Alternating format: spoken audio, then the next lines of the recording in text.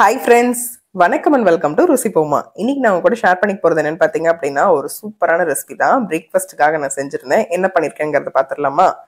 நல்லா சூப்பரா சுட சுட ரவா கிச்சடி தான். பாத்திரத்துல அடி பிடிக்காம எப்படி செய்யறதுங்கிறத இந்த வீடியோல சொல்லியிருக்கேங்க. வீடியோ ஃபுல்லா பாருங்க. நம்ம சேனல் புதுசா பாக்குறீங்க அப்படின்னா மறந்துடாம சப்ஸ்கிரைப் பண்ணி பெல் ஐகான் பிரஸ் பண்ணுங்க. ரவா கிச்சடிக்கு தேவையான பொருள் எல்லாம் பாத்துடலாங்க. நான் வந்து 2 கப் ரவை எடுத்திருக்கேன். இந்த டம்ளர்ல 2 டம்ளர் அளவுக்கு எடுத்து வச்சிருக்கேன். நம்ம கடைகளில் வாங்குறப்ப வறுத்த ரவை தான் கொடுத்துருப்பாங்க. ஆனால் இருந்தாலுமே நம்ம கொஞ்சம் வறுத்து எடுத்தோம் அப்படின்னா நல்லா இருக்கும். கிச்சடிக்கு பிசு பிசுன்னு கையில் ஒட்டாமல் இருக்கும். அதுக்காக தான் நம்ம வறுக்க போகிறோம். 2 டேபிள் ஸ்பூன் வேர்க்கடலை, 1 டேபிள் ஸ்பூன் இஞ்சி பூண்டு பேஸ்ட், கடலைப்பருப்பு, கடுகு, உளுத்தம்பருப்பு, சீரகம், சோம்பு, பட்டை, கிராம்பு, கொஞ்சமா பெருங்காயம்.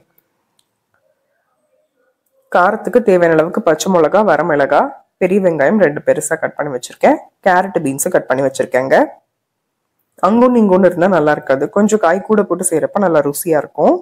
2 தக்காளி நல்லா நைஸா அரைச்சு வச்சிருக்கேன். இது ஆப்ஷனல் தான். தக்காளி போடுறதுனாலும் போடலாம், ஸ்கிப் பண்றதுனாலும் பண்ணிக்கலாம். கொஞ்சம் ஃப்ரெஷ்ஷான கொத்தமல்லி இலை, இவ்வளவுதாங்க தேவையான பொருள். எப்படி செய்யுதுன்னு பார்த்துடலாம். ஒரு அகலமான கடாய் வச்சுக்கலாங்க. தாளிச்சு விட்டுறலாம். 1 டேபிள் ஸ்பூன் அளவுக்கு தேங்காய் எண்ணெய் யூஸ் பண்ணிக்கலாம். நம்ம கிச்சடிக்கு எண்ணெய் நெய்லாம் சேர்த்து ஊற்றினாதான் கையில பிசு பிசுன்னு இல்லாம இருக்கும், ரொம்ப ருசியாகவும் இருக்கும். நம்ம கடைகள்ல செய்யற மாதிரி செய்யறோங்கிறனால கொஞ்சம் எண்ணெய் நெய்ல தூக்குதலா ஊத்திக்கலாம்.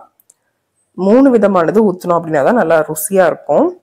1 டேபிள் ஸ்பூன் தேங்காய் எண்ணெய், 2 டேபிள் ஸ்பூன் கடலை எண்ணெய், 2 டேபிள் ஸ்பூன் நெய் ஊற்றிக்கலாங்க. நான் வீட்டிலேயே செஞ்ச நெய் தான் யூஸ் பண்ணியிருக்கேன். நான் வீட்டில் செஞ்ச நெய் ஆல்ரெடி வீடியோ போட்டிருக்கேங்க. தேவைப்படுறவங்க செக் பண்ணி பாருங்க. 3 கலந்து போட்டு செஞ்சு பாருங்க, ரொம்ப ருசியா இருக்கும். நெய் நல்லா உருகுனதுக்கு அப்புறமா பட்டை, கிராம்பு ஆட் பண்ணிக்கலாம். பட்டை, கிராம்பு போட்டு செய்யறப்ப நல்லா மணமா இருக்கும். இது கூடவே கடுகு, கடலைப்பருப்பு, உளுத்தம்பருப்பு, சீரகம், சோம்பு, 1/2 டீஸ்பூனுக்கும் கம்மியா பெருங்காயம் எல்லாமே ஆட் பண்ணிக்கலாம். நல்லா படப்படன்னு பொரிஞ்சு வரட்டும்.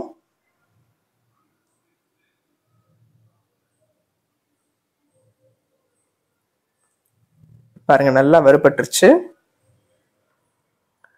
கடலை எண்ணெய் ஊத்திருக்கனால இந்த மாதிரி தாங்க பொங்கி வரும். கூடுதலா நம்ம நெய்யும் ஆட் பண்ணிருக்கோம் இல்லையா, அதனாலதான். பட் ரொம்ப நல்லா இருக்கும். 3 டேபிள் ஸ்பூன் அளவுக்கு வறுத்த வேர்க்கடலை எடுத்துக்கலாம். நீங்க வேர்க்கடலை வச்சிருந்தீங்க அப்படின்னா வேர்க்கடலை யூஸ் பண்ணுங்க. முந்திரி பருப்பு வச்சிருந்தீங்கனாலும் முந்திரி பருப்பு யூஸ் பண்ணிக்கோங்க. ரெண்டுமே ரொம்ப நல்லா இருக்கும். வீட்டுல எல்லாம் வேர்க்கடலை விரும்பி சாப்பிடுவாங்கிறதுனால நான் வேர்க்கடலை ஆட் பண்ணிருக்கேன்.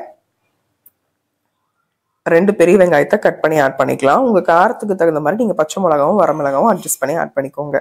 நான் 4 பச்சை மிளகா, 4 வரமிளகா ஆட் பண்ணிருக்கேன். நல்லா மிக்ஸ் பண்ணி விட்டுக்கலாம். வெங்காயத்துக்கூடயே ஒரு கொத்து கருவேப்பிலை ஆட் பண்ணிக்கலாம். இந்த ரவா கிச்சடிங்க உண்மையாவே சரவணபவன் ஹோட்டல்ல கிடைக்கிற மாதிரியே இருந்துச்சு. அவ்வளோ ருசியா இருந்துச்சு, சூப்பரா இருந்துச்சுங்க. டெஃபினட்டா ட்ரை பண்ணி பாருங்க இதே மாதிரி மெத்தட்ல. 1/4 டீஸ்பூனுக்கும் கம்மியா மஞ்சத்தூள் ஆட் பண்ணிக்கலாம். நம்ம எண்ணெயிலே போட்டு வதக்குறப்ப நல்லா கலர் கொடுக்கும். கிச்சடிக்கு தேவையான அளவுக்கு கல்லுப்பு ஆட் பண்ணிக்கலாம். நல்லா மிக்ஸ் பண்ணி விட்டுக்கலாம். உங்க காரத்துக்கு தகுந்த மாதிரி நீங்க ஆட் பண்ணிக்கோங்க. பச்சை மிளகா இல்ல வரமிளகா ரெண்டுமே போட்டாலும் நல்லா இருக்கும். வெங்காயம் கலர் மாறினதுக்கு அப்புறமா இஞ்சி பூண்டு பேஸ்ட் ஆட் பண்ணிக்கலாம். நல்லா ஃப்ரெஷ்ஷா அரைச்ச இஞ்சி பூண்டு பேஸ்ட் ஆட் பண்ணிருக்கேன் நான். நல்லா மிக்ஸ் பண்ணி விட்டுட்டு இஞ்சி பூண்டு பேஸ்ட்ல இருக்க பச்சை வாசம் போனதுக்கு அப்புறமா அரைச்சு வச்சிருக்க தக்காளி ஆட் பண்ணிக்கலாம். நான் 2 குட்டி தக்காளியை 2 தக்காளி எடுத்தேன். நல்லா நைஸா அரைச்சு எடுத்திருக்கேன். அதையுமே ஆட் பண்ணிக்கலாம்.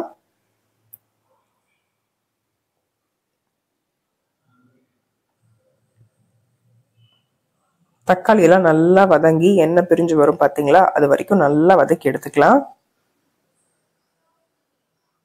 பாருங்க நல்லா எண்ணெய் பிரிஞ்சு வந்துருச்சு. இந்த டைம்ல கட் பண்ணி வச்சிருக்க கேரட்டையும் பீன்ஸையும் ஆட் பண்ணிக்கலாம். நான் நல்லா பொடிசா கட் பண்ணி ஆட் பண்ணிருக்கேன். அப்பதான் எண்ணெயிலேயே நல்லா வதங்கும். இது கூட நீங்க பச்சை பட்டாணி வச்சிருந்தீங்க அப்படின்னா பச்சை பட்டாணியை ஆட் பண்ணிக்கலாம். நம்ம ஆல்ரெடி உப்பு ஆட் பண்ணிட்டோங்க. இது நல்லா எண்ணெயிலே வதங்கட்டும். நல்லா மிக்ஸ் பண்ணி விட்டுட்டு ஒரு மூடி போட்டு வச்சுக்கலாம். நல்லா குக் ஆகட்டும். இப்ப நம்ம ரவை எப்படி வறுக்கிறதுங்கிறதையும் பார்த்துடலாம்.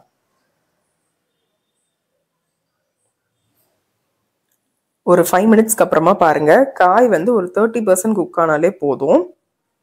காய் நல்லா வதங்கினதுக்கு அப்புறமா கொஞ்சமா கொத்தமல்லி எல்லாம் ஆட் பண்ணிக்கலாம். அவ்வளோதாங்க. அடுப்பை கம்ப்ளீட்டாக லோ ஃப்ளேமுக்கு வச்சுட்டு ஒரு மூடி போட்டு வச்சுக்கலாம். இப்போ நம்ம பக்கத்து அடுப்பில் ரவை எப்படி வறுக்கிறதுங்கிறதையும் பார்த்துடலாம் வாங்க.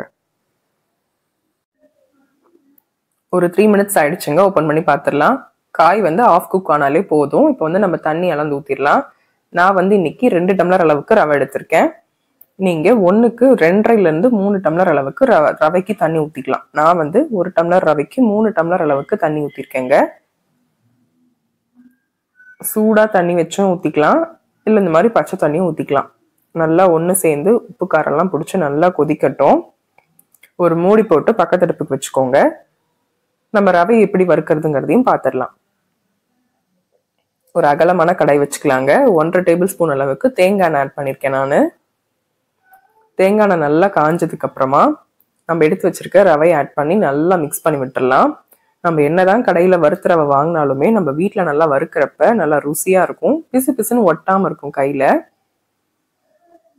இந்த டிப்ஸை ஃபாலோ பண்ணுங்க. இந்த மாதிரி நல்லா வறுத்துக்கலாம் கைவிடாமல். லோ டு மீடியம் ஃப்ளேம்லேயே வச்சு இது பண்ணுங்க. நம்ம வேகமாக வச்சிட்டோம் அப்படின்னா அடியில் இருக்கிறதெல்லாம் கலர் சேஞ்ச் ஆகிடும், நல்லா இருக்காது. அதனால லோ டு மீடியம் ஃப்ளேம்லேயே வச்சு நல்லா வறுத்து எடுத்துக்கலாம். அந்த மணம் வரும் பார்த்தீங்களா, அது வரைக்கும் நல்லா வறுத்துக்கலாம். இந்த மாதிரி பரபரன்னு இருக்கும். இந்த டைம்ல நம்ம அடுப்பு ஆஃப் பண்ணிடலாம். நம்ம பக்கத்து அடுப்புல வச்சிருந்தோம் இல்லையா, பாருங்க நல்லா கொதிச்சிருக்கு. உப்பு காரம் செக் பண்ணி பார்த்துக்கோங்க. ரவை போடுறதுக்கு முன்னாடி உப்பு கொஞ்சம் தூக்கலா இருந்தால் தான் நல்லா இருக்கும். காரமும் அப்படித்தான். நம்ம வறுத்த ரவையை இதுல கொட்டி நல்லா மிக்ஸ் பண்ணிடலாம். கைவிடாம கிளறி விட்டுக்கிட்டே இருங்க. அதே மாதிரி நம்ம ரவையை இதுல போடுறப்ப அடுப்பு கம்ப்ளீட்டா லோ ஃப்ளேமுக்கு வச்சு போடுங்க. ஹை ஃப்ளேம்ல வச்சிட்டீங்க அப்படின்னா கட்டி பிடிச்சிக்கும். லோ ஃப்ளேம்ல வச்சு இதே போல கைவிடாம கிளறி விட்டுக்கலாம். நல்லா மிக்ஸ் பண்ணி விட்டுருங்க. அடுப்பு லோ ஃப்ளேம்லேயே தான் இருக்கு.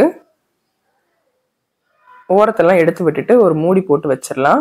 கொஞ்சமா கொத்தமல்லி இலை தூவிட்டு ஒரு மூடி போட்டு வச்சிருங்க. நல்லா மிக்ஸ் பண்ணி விட்டுட்டு இது நல்லா ஸ்லோல குக் ஆகுறப்ப நல்லா சூப்பரா வெந்து வரும். ஒரு 2 மினிட்ஸ்க்கு அப்புறமா ஓபன் பண்ணி பார்த்துடலாம். பாருங்க, ஒரு 2 மினிட்ஸ் ஆயிடுச்சு. தண்ணி எல்லாம் நல்லா இஞ்சி இருக்கு பாருங்க. ஓபன் பண்ணி விட்டுக்கலாம். நல்லா கிளறி விட்டுருங்க. அப்படியே நல்லா தலன்னு ரொம்ப சூப்பரா இருக்குங்க.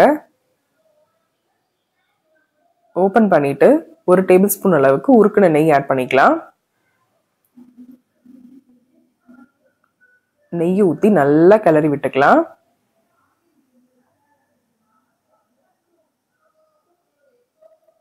இந்த ஃபைனல் டச்சா கொஞ்சமா நெய் ஊத்துனீங்க அப்படின்னா நல்லா மனமா இருக்கும், ருசியாவும் இருக்கும். டெஃபினட்டா ட்ரை பண்ணி பாருங்க. நல்லா கலந்து கொடுத்துக்கலாம். இந்த மாதிரி நல்லா மிக்ஸ் பண்ணிட்டு அழுத்தி விட்டுட்டு கொஞ்சமா கொத்தமல்லி இலை தூவிக்கலாங்க. நம்ம கொத்தமல்லி இலை தூவுறப்ப நல்லா மனமா இருக்கும், சூப்பராகவும் இருக்கும் டேஸ்ட். எங்களுக்கு கொத்தமல்லினா ரொம்ப பிடிக்கும், அதனால நாங்கள் அதிகமாகவே போடுவோம். நல்லா கலந்து கொடுத்தாச்சு. இந்த டைம்ல சாப்பிட்டோம் அப்படின்னா நல்லா சாஃப்டா பஞ்சு மாதிரி இருக்கும். எவ்வளவு சாப்பிட்றோன்னே தெரியாது, அந்த மாதிரி நல்லா ருசியா இருக்குங்க. மூடி போட்டு வச்சாச்சு. அடுப்பு ஆஃப் பண்ணிட்டேன். இப்போ ஓபன் பண்ணி பார்க்கலாம் பாருங்க. கொஞ்சம் கூட பாத்திரத்திலேயே ஒட்டாம ரொம்ப சூப்பரா தலன்னு ரெடி ஆயிடுச்சு பாருங்க. கொஞ்சம் கூட அடி பிடிக்கவே இல்லை.